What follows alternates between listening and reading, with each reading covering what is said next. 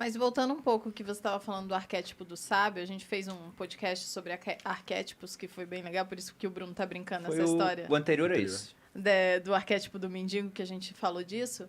E o Bruno usa bastante, né, o arquétipo do sábio. E eu acho que uma forma que a gente faz muito legal em dupla, no caso, né, de quebrar um pouco essa parte do arquétipo do sábio, é justamente porque eu mostro a parte humana do Bruno, né? E ele também quebra bastante com esse humor ácido que ele tem. Então, isso traz ele mais próximo das pessoas no geral.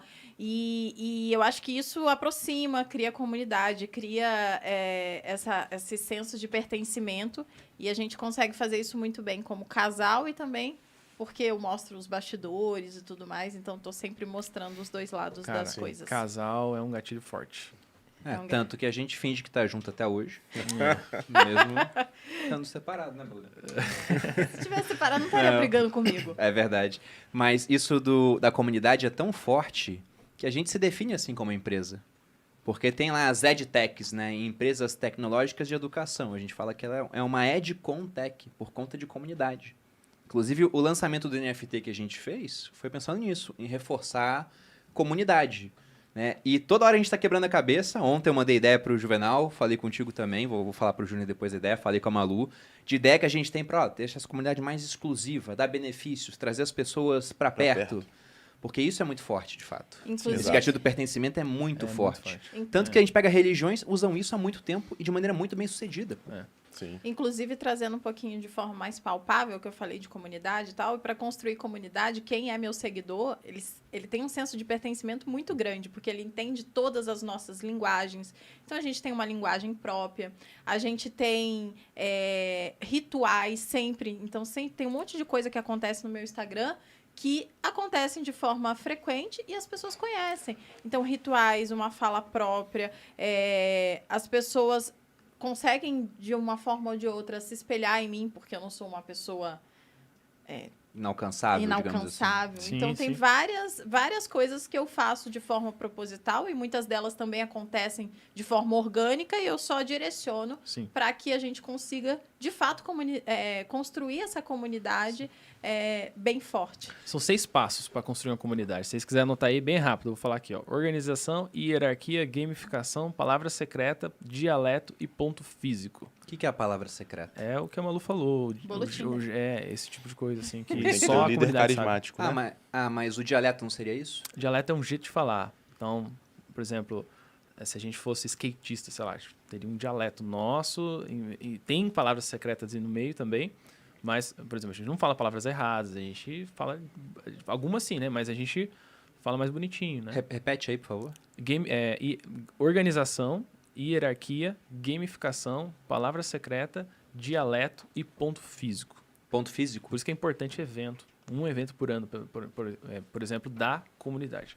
Para eles se encontrarem. Embora a gente seja na internet, metaverso e tudo mais, nada compara substitui. o ponto físico. A igreja tem ponto físico, o time de futebol tem ponto físico, que é o campo de futebol. Os três maiores...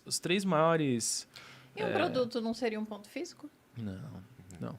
Ó, os 3 maiores organizações que utilizam do poder do pertencimento da tribo, né, nações, grandes nações, time de futebol e instituições religiosas. E todas elas têm todos esses 6 pontos, certinho.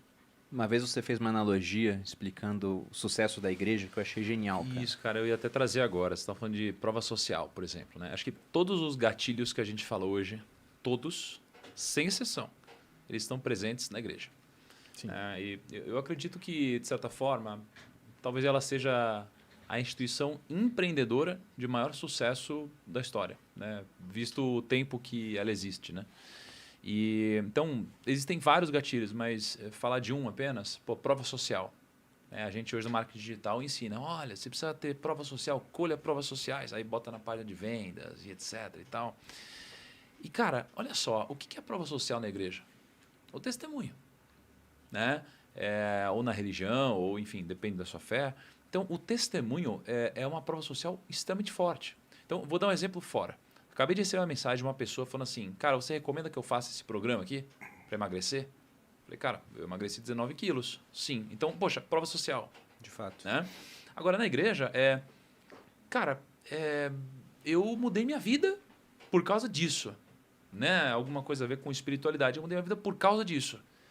E no momento que eu faço isso, eu dei um testemunho. Né? E existem muitas religiões que são missionárias, outras que não são missionárias. Ou seja, aquelas que você tem o intuito de divulgar e aquelas que não. Por exemplo, o judaísmo não.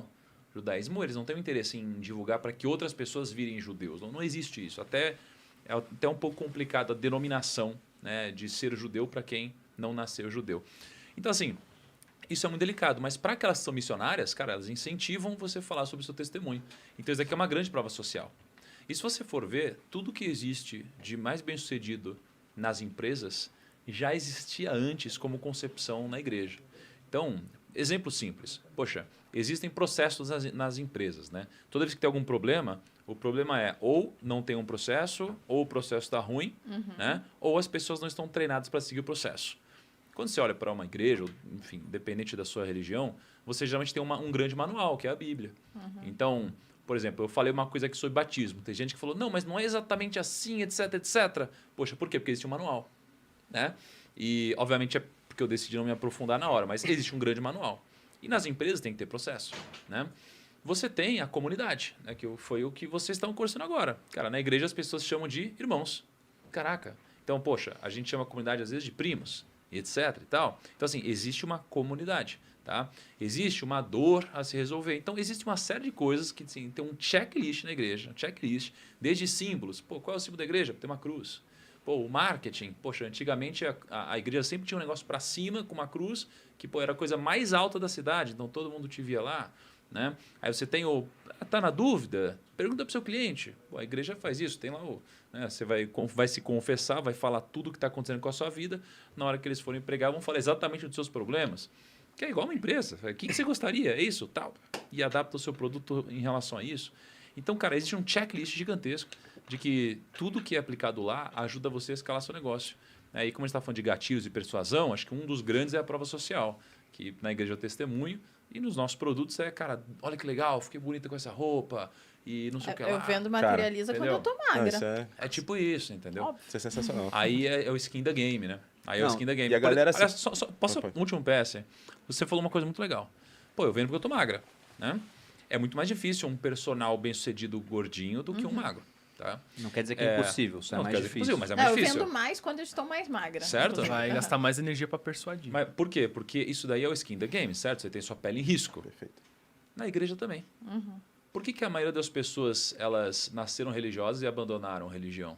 Porque elas acreditavam no que elas ouviam e as pessoas que tinham o skin da game as traíram de alguma forma. Então imagina, você pega um pastor que foi pego roubando, aí envolvido com pedofilia, sei lá o quê, você fala, cara, isso daqui é Deus? Poxa, então eu não quero isso. Então o skin da game dele, ele fez você se afastar disso.